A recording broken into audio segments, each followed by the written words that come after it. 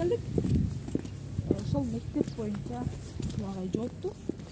Ошол антина боюнча кабар маалымат барбы жокпу? Сиздер менен бирге көрөбүз. Кыргызстан маданат жана туризм Баткен областынын шаардык маданият бөлүмү. Бул Баткен шаардык билим берүү бөлүмү.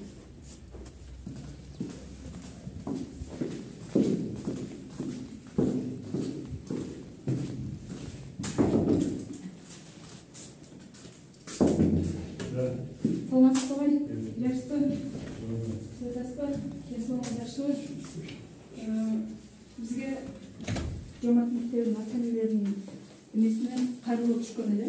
Ошол жерге биздин балдарыбызга өтө зыян нерсе болуп атат. Көзөмөлдөгөн эч ким жок. Гароно же шаардык мэрия же эмелер мектеп директору эч ким көзөмөлдөбөй жатат. Балдарыбызга кандай зыян болот, ошону чагылдырып берсеңиз деген. Мэрияга барсам, эмне түшүп атат экен. Жомарт Тукумбаев атындагы орто мектебинде ичинде площадканын алдында Ошка компаниясынын радиациялуу антеннасы бийик антенна түшүп бүтүптүр уже.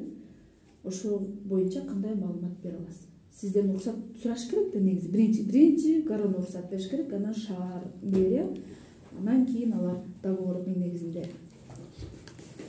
арендага алып туруп балдардын ден соолугун ойлобой же арендага бергенби, кандай маалыматыңыз барбы? Маалыматым бар. Бул боюнча биринчи ошол Мегаком кайсы компания экен? Ошка компаниясынын адистери келгенде биздин эмелер мектептин кароолдор киргизген эмес да. Киргизген эмес. Анан мага чыккан директору, мен менен сүйлөшүп, анан мен мэрияга чыккам. Мэрияга чыксам, ошол ДМС директору биз эме берген, биз аларга макулдук берген. Мэрия. Ооба, Канча метр аралыкта курулуш керек ал? Именно мектептен башка места жок, орун жокпу ошону курганга? Анысын мен билбейт экенмин батыма. Балдарыбызга зыянбы же пайдабы? Ол зыян деген эмеси жок экен деп мага директор айтты. Подтверждениясы барбы? Зыяндуулугу жок, лабораторияда эмеден сурадык, ушундай эмес жок экен. Бул деген сиздерге зыяндыгы жок деген подтверждение бериш керек да, лабораториядан өттү, мына эч кимге зыяны тийбейт деген кагаз бериш керек. Эми бул мындай да, биз ошол эменин карамагындагы эмеде турабыз азыр мезгилде. Анда ошол аренда берүүчү тарап мэрия болот. Анан биз бүгүн Жомарт мектепти ичиндеги өткөндө дагы эскертүү берген элек. Ошол эскертүүлөргө карабай дагы деле санитардык абалдыгы сактабай сатып жаткан көп болду. Кайсы? Жомарт мектептин ичинде буфетте. Ал жерде күч колдонуп камерабызды сындырып салды. Кампа башчысы директор баш болуп буйрук бергенби айтып коюп эле кетип калды. Директор жооп бергенге милдеттүү, жооп бериш керек. Туура. Жооп бериш керек. Мектептин ичинде эмне болуп атат? Бир тыйын чалып буюм сатса дагы жооп бергенге милдеттүү ошо. Бирок жооп бербей кетип калды. Кампа башчысы кол көтөрүп, мына операторумду урду. Кампа башчысы? Ооба, кампа башчысын деди, аты жөнүн унутуп калдым. Азыр биз Зилалдин бе? Ооба. Жигитем да?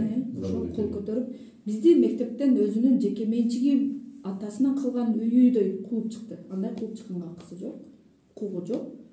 Биз азыр областной прокуратурага барабыз.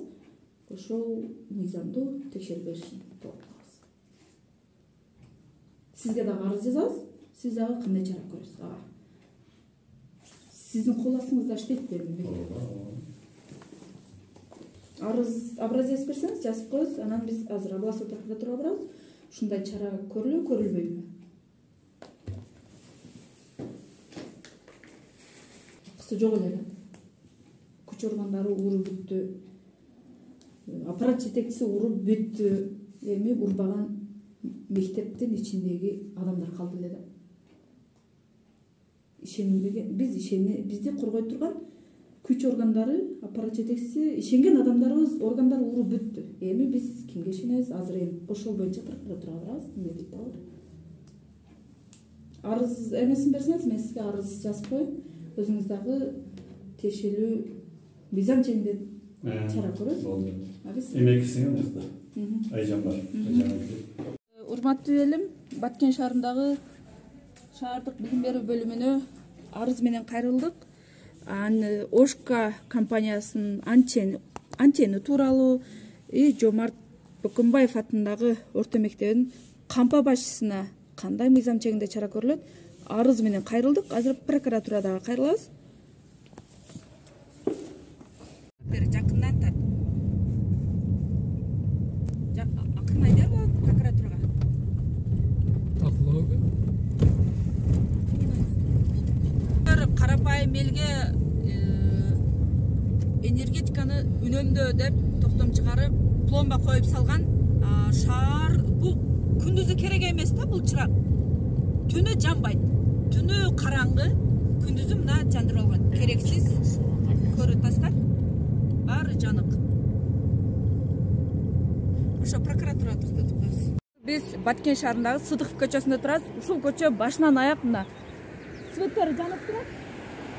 Күндүзү кереги жок да, бул чырактын кереги жок. Көзөмөлдөгөн эч ким жок.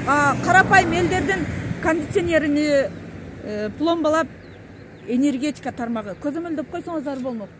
Кереги жок да. Азыр биз Баткен областынын прокуратурасына келдик. Бул жерге келгенибиздин себеби жанагы Жомарт мектептеги болгон окуя тууралуу арыз жазабыз. Жана менин телефонум урдалган тууралуу кече арыз жазганмын. Укук коргоо күч структурасы урдаган. Кызыкай шаарынын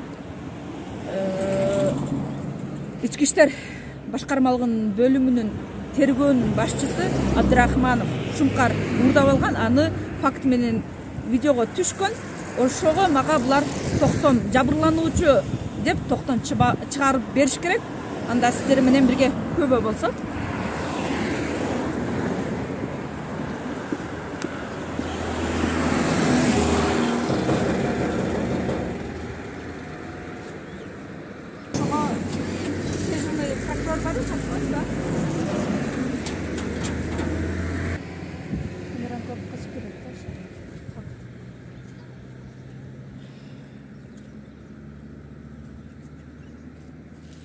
Биз азыр бул жерге кечеги Кызыккадагы окуя боюнча арыз жазылган.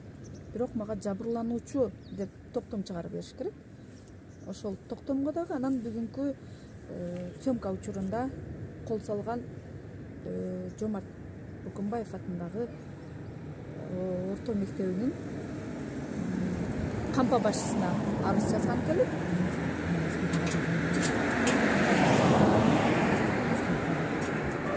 Не oldu? Çıbotak kim degen? Dejno prokuror? Kudaya? Göz mü? Salmatsız mı? Ben attım bakma. Otamın Dejno prokuror anlattım. Ben arızlanuvчу, анан жабырлануучу катары мага токтом чыгарып беришиңиз керек. Кече мен арыз жазып кеткем. Телефонумду укук коргоо органдары милиция кызматкери тергөөнүн башчысы Абдрахманов Шумкар урдаган белгилүү. Видео съемкасы менен берип кеткен. Кече арыз жазгансызбы? Ооба. Арыз жазгам. Азыр мага ошо токтом чыгарып беришиңиз керек. Жабырлануучу деп. Сиздер милдеттүүсүз. Биз азыр сиздин арызыңызды тактайынчы мен. Арызым мага эме кабыл алган уведомление берилген да мага. Жок, ошол эмне болду чечими азыр? Чечими жабырлануучу кандай?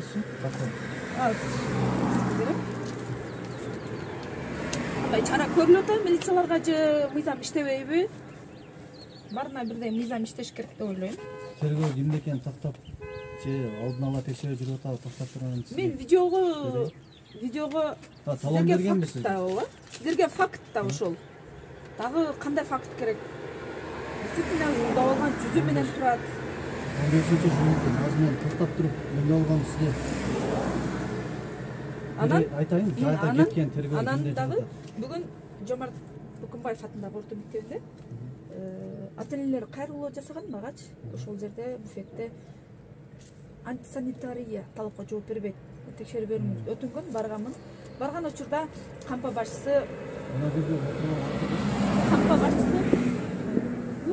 күч колдонуп бизди мектептен өзүнүн жеке менчик мектебинде кылып кууп чыгарды да. Мен азыр Гаронго арыз жаздым, мэрияга арыз жаздым. Арыз көчүрмөсүн алып келдиңизби? Никак дейт, мен алып келбедим. Арыз жазып койдум бирок. Көзөмөлгө алат элек. Ошол жактан анан мыйзамсыз ал жерде жомарт мектептин ичинде Ошка компаниясы антенна куруптур, балдарга өтө зыяндуу деп ойлойм да. Мектептин ичине эч кандай нерсе курулбаш керек да. Радиациялуу канча радиациясы бар лаборатория. Жанагы вышканы орнотуп коюп туруп. Орнотуп, краскалап уже ишке кирип атат экен. Аны шаар башчысы мэр дагы билбейт экен. Бурханов Иван Назарапозович, ал дагы жооп берген жок. И Акрам деген дагы жооп берген жок. Анда эч ким ал жооп бербейт. боюнча дагы арыз менен кайрыласызбы? Ооба, арыз менен кайрылам. Ошол кагазыңыз бар, кагаз алып чыгайын. Кагаз даяр менде, кагазым баардыгым бар. Анда ушул маселе боюнча дагы кайрылуу жазыңыз. Письмен, бизге письмен жазсаңыз. Жанагы кечеги мен мунун тактап чыгайын, сиз жазып туруңуз, Азыр мага айткандыгыңыз. кечеги видеом сиздерге СМИге чыгышы менен сиздер реакция жүргүзүшүңүздөр керек. Жүргүзгөнгө милдеттүүсүздөр. Сиздин арызыңыз да бар экен го, талон бериптир. Ошол талонду тактайынчы мен. Сиз Талонду тактап, азыркы мектеп боюнча берип туруңуз. Кайран мага бериңиз, Ооба, мен алып чыгып берем сизге. Мага жабырлануучу деп токтом чыгарып бериши. Кайерде экен, тергөө кайерде экен, ошол жака тактайбыз. Макул. Сиз Баткен областынын прокуроруна мен бар эле да суранычымчы. Ошону мен суранычымды кайрылуумду жеткирсеңиз, уруксат берсе бул жака чыгып териштирүү жүрүп жатат. Кечеги күч колдонуп телефонумду урдап алган милициянын кызматкери Абдрахманов, полковник Абдрахманов ушундай тууралуу өзүнүн оозунан уккум келет да, прокурордунчу. бизде мына сизге азыр билдирүүнү көрсөтүп коеюн. Бизге облустук прокуратура системасы райондук, облустук болуп бөлүнөт. Мен областойго жазгам. Кадамжай районунда сиздин окуяңыз Кадамжай районунда болгондугуна байланыштуу Кыргыз Республикасынын кылмыш жаза процессуалдык кодексинин негизинде алдын ала тергөө жүргүзүү үчүн алдын ала текшерүү жүргүзүүсү. Мына 15 мартта ошол күнү катталган күнү бүгүн кеткен. Ошол жерден Кадамжай районунун прокурору бар. Ошон ал тергөөнү уюштурат. Кимге тергөөчүгө кайсыга берген. Тергөө баштайлы элек. Сиздерге факт бар. Бизге факт бар. Тергөө азыркы кылмыш жаза процессуалдык кодексинин негизинде экиге бөлүнөт. Тергөөгө чейинки алдын ала текшерүү 10 күнгө жүрөт. Эгер дагы мөөнөт узартуу талап кылынса, дагы узарып кете бериши мүмкүнбү? Сиздерге факт менен берилип атса дагы кандай иштетиргейсиздер? Мына тергөөчү ким болсо ошол чакырат. Биринчи Кадамжайга барам мен.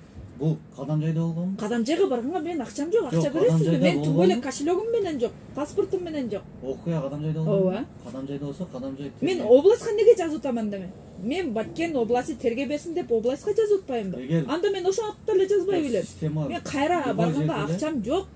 Анда сиздер акчам төлөп бересиздер. Калган жерде биринчи райондук система, анан облустук система болуп бөлүнөт. Ошондо каерда бул жерге келип менден анда сурак алсын, мен айтып берем. Мен барганга акчам жок. Мать одиночкамын, эч жерде иштебейм. Акчам жок.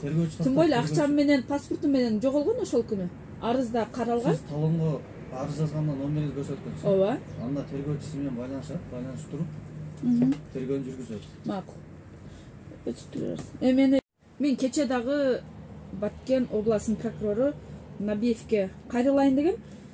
Кабыл албайт дегенден бүгүн дагы келдим да, арыз жазып, анан дагы ушул ишти өзү жеке көзөмөлүнө алып жатканы тууралуу өзүнөн уккум келет да. Неге бүгүн албайт? Же график барбы? Бизде график бар. Эмнеге карапайым элди графиксиз эле кабыл алса болот да? Мен жабырлануучумун. Мыйзамга бардыңыз башыйсыз. Мыйзам баарына бирдей ооба. Мына көзөмөлгө алып.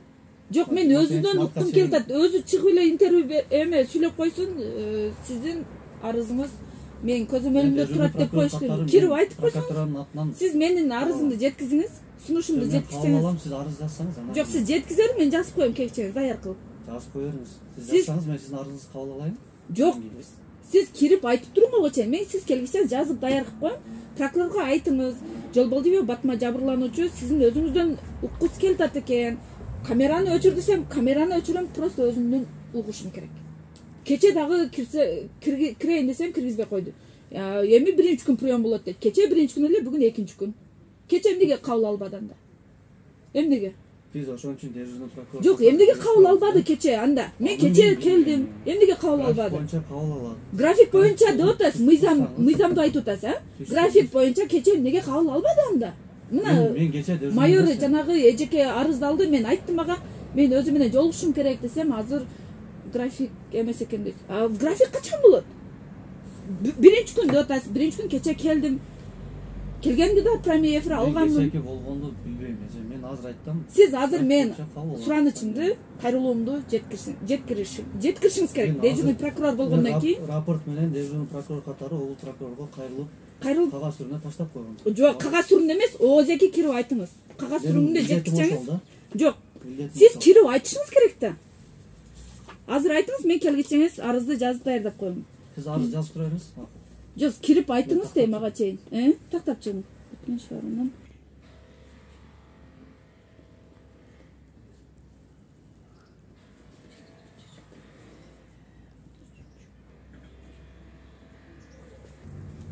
Ne dedi? Ne dedi? Ben dejurный прокурор катары мен өзүм иш менен чыгып келдим. Кабыл алам.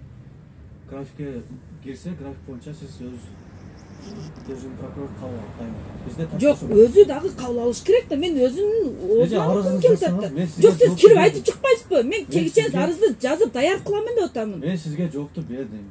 Жок, не dedi? Кабыл албайм деди? Наразы болсоңуз кабыл албайм деген жок. Анан не деп атат? Мен дежурный прокурор. График боюнча деп атасыз. График биринчи күн дедиңиз. Биринчи күн дагы келсем кабыл албады. Кайсы күнү кабыл алат? Бүгүн экинчи күн кече келгем. Эмнеге кабыл албады кече? Мен билдеттим. Кече дагы кабыл албадыңыз. Бүгүн талап кылып атат, суранып атат деп. Жок, мен өзүм милдетимди аткарам. Мыйзам боюнча сиз милдетти аткарып, карапайым элдин сунушуну жеткиргенге милдеттүүсүз. Сиз арыз жасаңыз, арыз. Мен келгичеңиз жазып даярдап коем. Мен сизге мен сунушумду жеткирин прокурорго деп атам. Мен дежурный прокурор катары өзүм. Жеткиздиңизби? Жеткиздиңизби прокурорго? Мен өзүм милдетим. Прокурорго жеткиздиңизби дейм. Баткен областын прокуроруна жеткирдиңизби? Жөнүнө салсаңыз анда мен ызычуу салган жерим жок. Мен кыйкырып сүйлөгөн жокмун. Майлы камера тартсын. Мына камера. Менде дагы тартып. Мен кыйкырган жокмун. Кыйкырбай жакшы эле. Мен сизге айтып атамын, менин сунушумду айттыңызбы деп атамын. Мен угуп атам сизди. Сиз жеткирбесеңиз, дежурный прокурор болуп эмне кыласыз бул жерде? Эмне иш аткарасыз? Мен өзүм милдетим ошо сизден арыз. Милдетиңиз кабыл алып, анан дагы элдин дагы сунушун жеткиришиңизге милдеттүүсүз. Туурабы? Кирем деп атат, сиз менен жолугам деп атат же. Мен ичине кабинетине кирбесе, менде бомба боло турган болсо текшерсин. Кирип угуп туруң. Киргизбесе токтоп туруңуз. Киргизбесе бул жерге чыгып айтып койсун. Мен камераны өчүр десе, камераны дагы өчүрөм. Өзүнүн оозунан уккум келип атат. Ошол укук коргоо органдарынын мыйзам иштейби? Арызыңыздын мазмуну эмнеде? Менин суроомо жооп бериң. Ошону айтыңыз. Арызыңыздын мазмунун мен жазып алайын. Же өзүңүз жазып бересизби? Жазып берем өзүм. Сиз ошону айтыңыз кирип.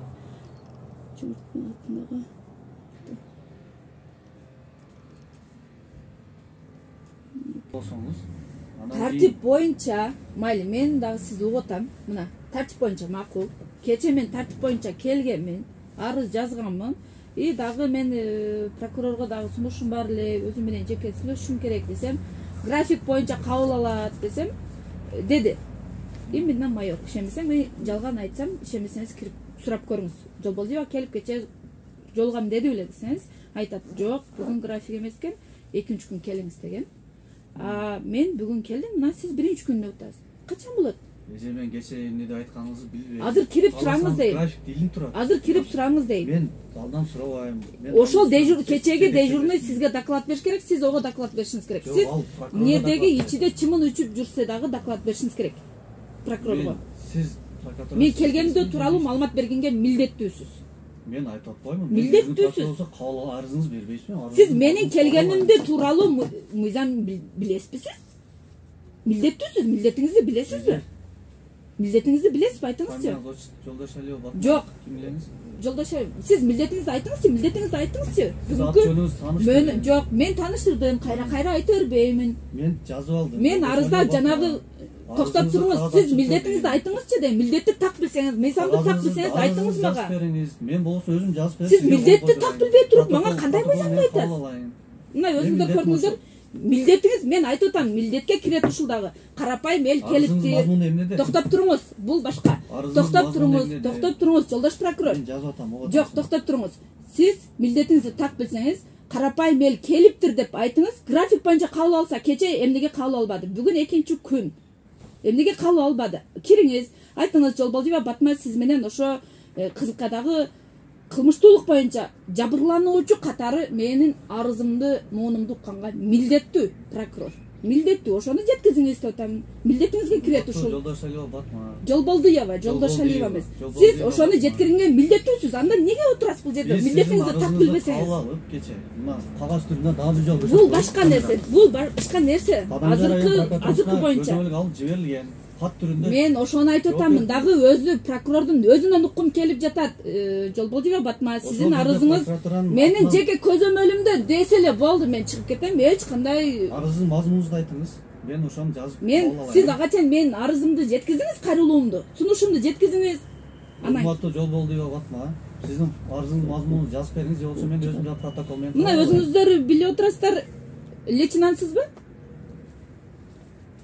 Лейтенантсызбы? Өзүңүз лейтенантсызбы? Званияңыз лейтенантпы? Жолдош прокурор. Арыздын мазмунун айтсаңыз. Жок, сиз лейтенант, званияңызды айтпайсызбы? Званиямды мен удостоверениямды көрсөткөм биринчи киргенде. Көрсөткөн жоксуз. Экинчиден. Качан көрсөттүңүз? Камерада жалган сүйлөңүз. Улук лейтенантмын. Улук, кечиресиз, улук лейтенант, жолдош прокурор. Мен милдетим. Жолдош прокурор, сиздин милдетиңизди так билсеңиз, так билбей жатасыз. Так билбей жатасыз милдетиңизди. Сиз арызыңызды мен өзектүүдө протокол менен кабыл алайын, ошого. Сиз кирип айтыңыз ага чейин. Сиз кирип айтыңыз ага чейин. Сиз ага чейин мен сунушумду, мен бул бүгүнкү эмес, кечеги 13 март күнү болгон окуя боюнча мен бул башка прокурордун өзүнөн дагы укканга укугум бар. Жолукканга дагы укугум бар. Же мыйзам жол бербейби? Графикте отасыз, дагы ачуулантып отасыз. График кече келсем эртең график деди. А бүгүн келсем дагы графикте отасыз. Урматтуу Жолболдиева Батма, график илинип турат бул жерде. Макул, азыр дагы көрөбүз. Макул, азыр тартабыз. Макул. Биринчи күндө отасыз. Кече биринчи күн болгон, бүгүн экинчи күн. Биринчи күн келсем биринчи күн кабыл албай турасыз. Мен биринчи күн билбейм. Биринчи күн мен сунушумду кабыл алган эмес, ишенбесеңиз ошо майор эмнерде Калбаева ким деген майор, фамилиясын толук билбей атам. Азыр мен дагы аны айтамын, мен кече киргем, сизге айтканмын десем, жок, эме бир жака кетти деп эле койду, мен кеттим. Кетти дегенден кийин эле.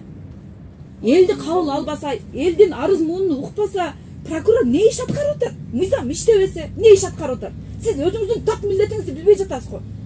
Так милдетиңиз ушунда. Карапайым элдин сунушуна жеткирүү. Сизди кабыл алып атам. Айтып кирүү туурабы? Менин түздөн түз милдетим сизде. Кабыл алуу башка, арыз муунду жеткирүү башка. Кабыл алуу башка. Кабыл алып арыз муун. Кабыл албаганга акыңыз жок, кабыл алынат. Бул сиз айтсаңыз албасаңыз кабыл алынат. Жолдошлук лейтенант, жолдош прокурор. Дагы кандай сизге мыйзам керек? Дагы милдетти билем дейсиз. Милдетиңизди так билбей туруп кандай мени эртең кел, бир күнү кел деп аласыз? Мен сиз антип айткан жокмун биринчиден. Биринчи күндө атасыз. Мен биринчи күн келгем. Мен кабыл алам. График биринчи күндө атасыз, туурабы азыр? Биринчи күн мен кече күндү билбейм. Жок, мен бүгүн жаңа азыр айттыңыз, график боюнча биринчи күн, бүгүн биринчи күн эмес, экинчи күндө атасыз. Мен биринчи күн келдим, кабыл албады. Экинчи күн келдим, кабыл албады. Качан кабыл алат? Мазмунун эмнеде айтпайсызбы? Жок, сиз кирип азыр графикти да тартабыз, макул. Макул. Азыр мына Баткен областынын прокурору Набиевке арыз жаздым. Бүгүнкү Жомарт Бөкөнбаев мектебинин огородунда курулуп жаткан Ошка компаниясы тарабынан радиациялдуу курулуп жаткан антенна тууралуу жана мектептин кампасы кол көтөргөндүгү тууралуу арыз жаздым. Бул мына факт катары. Эми жолдош прокурор, мен азыркы арызым мектеп билим берүү тармагы боюнча да. Ошого сиз азыр кечеги эме боюнча мен сунушумду жеткирип койсоңуз, мен күтүп турам, да? Көбүр эмеге прокурорго, Баткен областынын башкы прокурору Набиевке жеткирсеңиз, Жолболдиева Батма жабырлануучу катары келди. Кече келсе, жок, угуп турсаңыз, жолдош прокурор, укканга милдеттүүсүз. Жок, кече келсем кабыл албайт, экинчи күн кабыл алат деди. Бүгүн келсем биринчи күн кабыл алат деп атасыздар. Элди кабыл алган күн болобу прокурордун? Жолдош прокурор. Азыр графикти дагы макул тартып көрөбүз азыр, Макул азыр. Бүгүн 15 март 2022 жыл. Мына арызым кабыл алдыңыз, Кабыл алдым. ручка өзүмдүкү. Азыр энди Баткен областынын прокуроруна жолугайын десем, график боюнча дейт. Бирок график эч кандай иштебейт. Кечээ мен келгенмин. Келгенде дагы график деген азыр бул прокурор айтып атат.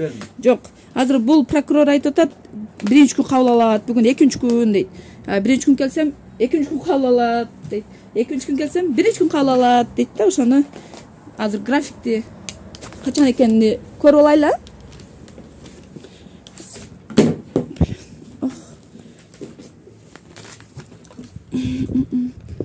Рұқсат берсеңіздер, а? Аллаға шүкір, Аллаға шүкір.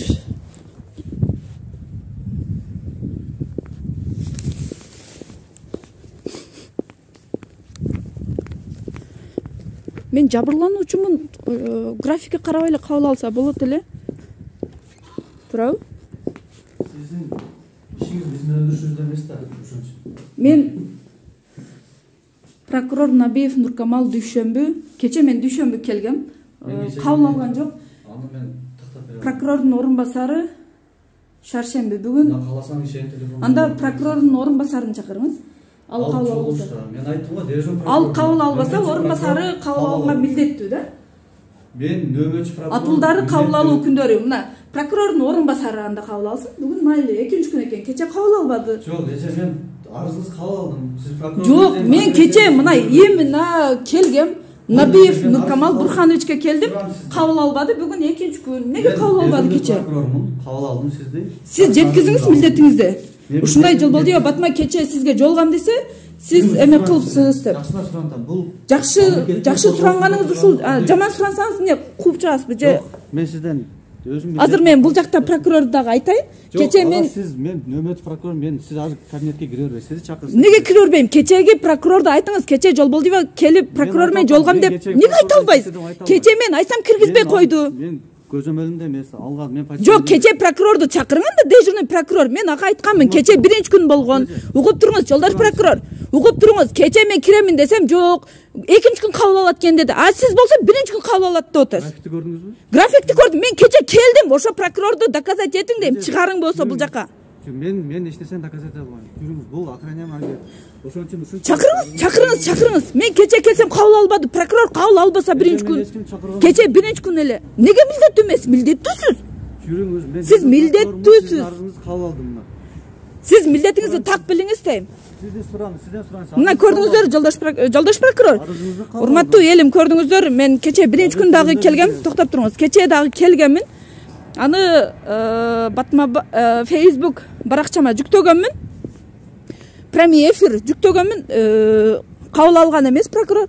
Бүгүн бул прокурор, дежурный прокурор айтып атат, кабыл албайт, бүгүн экинчи күн, биринчи күн кабыл алат дейт. Кече келсем кабыл албады. Качан кабыл алат? Карапайым элди. Анда орун басар кабыл алыш керек да мени, туурабы? Нөмөчү эмес, мага орун басарыңыз керек эле да, орун басарыңыз анда чыгып айтып койсун. Мен айттым го, сиз көзөмөл калган. Жок, сиз милдетиңизди так билсеңиз, чакырып чыгыңыз. Батын Жолболдиева, Батма жабырлануучу катары кабыл алганга милдеттүү. Мен жабырлануучумун. Тергөөнү жүргүзгөн прокуратура өзүндө көзөмөл дейт. Мен жабырлануучумун. Мыйзам иштебейт. Мыйзамды так билсеңиз, анда эмнеге чакырбайсыз азыр? Сиз милдетиңизди так билбей туруп. Милдетиңизди так билиңиз. Сиз бүгүн милдеттүүсүз чакырганга, карапайым элдин үнүн жеткиргенге. Мен арызымды кабыл алдым. Мен чыкпасам эмне кыласыз? Эмне кыласыз? Анда тура бериңиз ушул жерде. Мен чакырыңыз. Мына жамгыр жатат, анда тура бериңиз дейт. Мен ошо прокурор чыгышын талап кылам. Мен камераны өчүр десем макул өчүрөмүн. Мыйзам талабы боюнча мен сизди кабыл алдым. Кабыл алгандан кийин дагы милдетиңиз дагы угуп туруңуз. Мен дагы айтам милдетиңизге. Ушул кирет. Карапайым эл келди. Биринчи күн келсе кабыл албапсыз. Экинчи күн дагы келиптир. Өзү график боюнча биринчи күн экен, кече кабыл албапсыз. Кечеге дежурный прокурордун списогу бар да сизде нарядда турган, туурабы? Ошол эже айтыптыр. Ишенбесеңиз ошону чакырып сураңыз. Кабыл албаптыр, Жолболдиева келиптир. Келген тууралуу камера дагы болсо көрүңүз. Мен жалган айтсам. Камера дагы бар. Жок, эже, эгер ошол боюнча макул. Мен неге деп арыз жазам? Кабыл албады деп дагы прокурор кабыл албады өзүнө жазамбы? Өзүнө өзү кабыл албай атат. Жок, мен сиз азыр милдеттүүсүз мага ошону айтканга. Мен айтып атпаймын, мен дежурный прокурорго милдеттүүмүн, сизди арызыңызды кабыл алдым. Сиз арызды алганга эмес, менин арыз муунумду жеткиргенге дагы мындан сырткары башка да отамын. Мен сизди угамын. Дежурный прокурор катары кааласаңыз, кайсы эмнени айтып берсеңиз мен сизди угамын. Азыр укпай жатасыз, милдетиңизди так билбей жатасыз. Сиз айтыңыз кирип дейм, менин кече келгенмин. Түшүнөсүзбү, жолдош прокурор? Урматтуу Батмай эже, мен сизге бердим. Бул башка да отамын, бул башка. Муну көрсөтпөң мага, бул башка да отамын. Мындан түшүнбөгөн прокурорлор кабыл албай устайт. Мына жол болдуга сиз. Мен бул боюнча деген жокмун. Жулуп алдыңыз. Бул боюнча деген жокмун. Сот эмелер жөн эле уруп алып атат, аларга мыйзам иштебейт. Мен беремин, кагазды беремин. Сиз муну мага кайра көрсөтпөң. Кайра көрсөтпөң. Мен бул боюнча келген жерим жок деп атамын. Кече келсем эмнеге кабыл албады анда? Кече келдим, эмнеге кабыл албады? Мен карапайым эл, жабырлануучумун. Тем более орган кызматкерлеринен телефон күч колдон алып алган боюнча арыз жазганмын. Эмнеге кабыл албады? Арызыңыз барбы? Эмнеге мен арыз жаздым, эмнеге кече кабыл албады деп атамын. Ошол боюнча эмнеге прокурор кабыл албады? Арыздарыңыз барбы? 1 күн график жазып койгон, очойт. Бияка дагы жазып койгон сыртына. Мен дагы эмне арызыңыз бар? Мен кабыл алам сизди. Дагы жеткир деп атамын, жолдош прокурор. Мен кабыл алам сизди. Сен жеткир деп атам, прокурорго жеткир, Жолболдиева Батма, бир оз айтып чык. Эмне арыз? Сен милдетиңди так билсең айтып чык. Милдеттүүсүн айтканга, мени жеткиргенге айтканга, арыз мунумду айтканга. Мазмунун айтсаңыз, мен жазып алам. Же мен өзүм жазып берейин сизге протокол менен кабыл. Ана көрдүңүздөр, булар сөз түшүнбөйт. Ушундай болсо мыйзам качан иштейт билбейм, мыйзам так иштебейт деп айта аламын. Прокурор өзү баш болуп мыйзамды бузуп атса, кабыл алуу күндөрү, карапайым элди кабыл алуу күндөрү жазылып турса, очоюп. Ондон мен как раз кече 10-да келгенмин ушул жерге. Бул жерде отурганмын. Жалган айтсам, камераңыздарда турат. Камераны караңыз. Кабыл алайлы, эмне арызыңыз? Эмнеге кече кабыл албады анда? Эмнеге кече кабыл албады? Анда кечеге дежурный прокурорда чыгып кирип сураңыз. Милдеттүүсү сураганга. Мен кабыл алам сизди. Сиз кечегини сурап чыгыңыз дейм. Бүгүн кабыл албас. Эмнеге кабыл алдым деп айтканга укугум жок. Эмнеге укугуңуз жок? Эмнеге укугуңуз жок? Мени киргизбегенге укугуңуз бар. Эмнеге? Укугум жок. Кабыл алам, дагы кааласаңыз саат 8-ден кабыл алам. Эмнеге укугуңуз жок? Эмнеге укугуңуз жок? Эмне арызыңыз бар? Эмнеге укугуңуз жок? Сиз менин сунушумду жеткириңиз болду. Башка эмем жок. Арыз муунум жок. Башка эмеңиз жок. Бошсуз, барыңыз, кириңиз, жеткириңиз. Милдетиңизди так билсеңиз жеткириңиз. Прокурорго жеткириңиз. Жолболдиева Батма жолгам деп атат. Кече келиптир, эмнеге кабыл албады деп талап кылып атат де. Эмне арызыңыз бар? Ошону Укугуңуз бузулду. Сиз айтыңыз. Сиз менин укугумду бузуп жатасыз азыр. Лично бузуп жатасыз. Кабыл албай атасыз, киргизбей атасыз. Менин сунушумду прокурорго жеткирбей атасыз. Элди кабыл албаса эмнеге отурат прокурор? Айтыңызчы, эмнеге отурат? Эмне арызыңыз бар? Сиз айтыңыз. Кириңиз, айтыңыз. Мен отурам. Бул жерге эме чыккыча отурам. Жан эмес, таш жаса дагы отурам ушул жерде. Чыгарганга укугуңуз жок. Айтыңыз. Бул эже Укугуңуз жок мени чыгарганга. Чакырыңыз. Зам прокурорду чакырыңыз анда. Өзү чыкпайбы? Макул анда. Замы чыксын. көзөмөлгө алынган. Мамлекет тарабынан айлык алынып атат, акча алынып атат. Милдеттүү жооп бергенге чыксын бул жерге. Макул, ичине кирбеймин. Мен камераны өчүрөмүн анда, макул деп атам. Дагы силерге кандай шанс берейин? Чыгып бул жерге, ооба, Жолболдиева Батма кечеге милициялар уурдаган боюнча кылмыш иши козголгон. Жана жетекчиликке Бая айтканмын сизге, жеткириңиз деп турабы?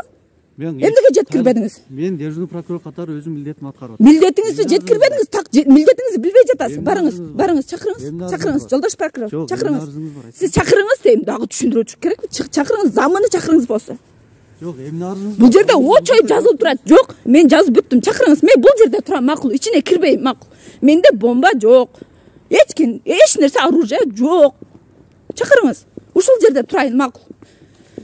Мына жан чачындага карабай, кече келген бул жерге. Аны Батма Жолболдиева Facebook баракчама, жаңы баракчама түз эфир алганмын. Кабыл алган ошондо дежурный прокурор жок, бүгүн кабыл албайт, эртең дегенде, мына бүгүн дагы келдим. Дүйшөмбү кече кабыл алыш керек эле, милдеттүү. Кабыл алганга бирок милдеттерин так билбей. Бүгүн дежурный нөмөтчү улук лейтенант айтып атат, жок, бир 3 күн кабыл алат экен дейт. Мен жалган айтсам, мына өздөрүндө камералары дагы бар. Кече келгендиги тууралуу өчүрүп эле салбаса.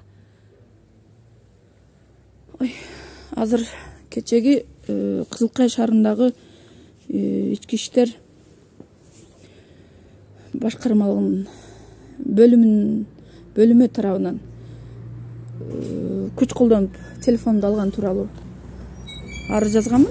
Ошол кандай мыйзам чегинде иштеп жатабы, ошол боюнча замы чыгат бекен? Азыр мен Орун басары өттүм, өздөрү карап. Рахмат, макул. Рахмат. Аны мыйзамдагы ушундай кабылданса, жок, башка арыз монум жок. Арыз монум болсо сизге арыз жазат элем. Жазып бүттүм.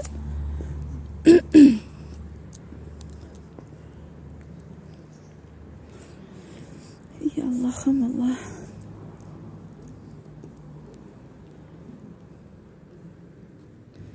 Жамгыр өткенде анан ушул боюнча дагы бир аз айтып кетейин.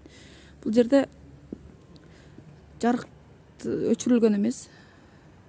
Экономика өлөт кандай, күндүзү дагы жандырса, түнү бирок өчүк болот. Жалган айтсам, мен түнү дагы тартып бергенге аракет кылгам. Камераңыздар иштейби?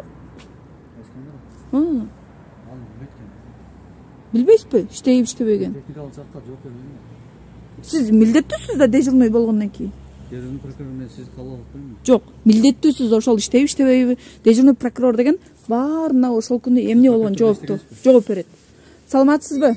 Кандайсыз, жакшысызбы? Жок, өчүрө албайм, кечиресиз. Мен кечеги Кызылкая шаарында болгон окуя тууралуу жана эле чакырып чыксаңыз болмок да. Кыйкыртпай эле. Ошону сиздер тарабынан мен кыйкырган жокмун. Булар спокойно эле сүйлөп атамын. Ошол боюнча билбейм. Ошол боюнча кандай сиздер тараптан кандай иш-чара жүрүп атат, кандай мыйзам каралып атат? Иш-чара жүрбөйт. Сен кече арыз менен карасаң, бизде закон боюнча мондай. От нижестоящий к вышестоящему. Кыргызча сүйлөсөңүз. Сиз бизде эки тил. Официальный тил и мамлекеттик тил. Мамлекеттик тилде сүйлөсөңүз. Мамлекеттик тилде мен сизге айтып атканым. Кыргызча айтып бериңиз. Мен орусча түшүнбөйм. Орусча түшүнбөсөңүз анда кыргызча. Мына кече кайрылдыңыз, бизде биринчи райондук инстанциядан башталат. Райондук инстанция. Сиз кече келип арыз менен кайрылдыңыз, биз каттап туруп, мына бүгүн районго жөнөттүк. Кудайым бурса, Кадамжай райондук сотуна, прокуратурасына каралат. Туура. Бирок мен кече ошол күнү УУДга бардым, ГОУДга бардым, Кызылкая шаарынчы ички иштер башкарма бөлүмүнө бардым. Барсам кабыл албады. Ол боюнча бүт бардыгына ошол карап туруп Кадамжай кабыл албаганына байланыштуу мен областной прокуратурага жазганга аргасыз болдум да. Себеби сиздерде прокуратурага, райондук прокуратурага кайрылбайсызбы?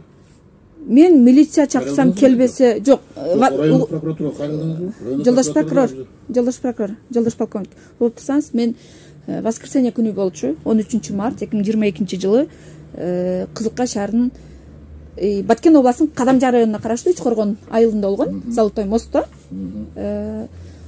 102-ге чалдым, келбеди, 3 саат күттүм. Алар вызов түшүшү менен келгенге милдеттүү, Анан ГОУДга бардым.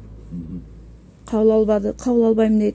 Анан аргасынан сиздерге ушулар мыйзам чегинде көрүп берет деп сиздерге кайрылдым. Сиздер районныйга жөнөтүпсүздөр да. Районный эми мени кайра районныйга чакырат да, келиңиз чолбол деп атат. Мен ал жака барганга акчам жок.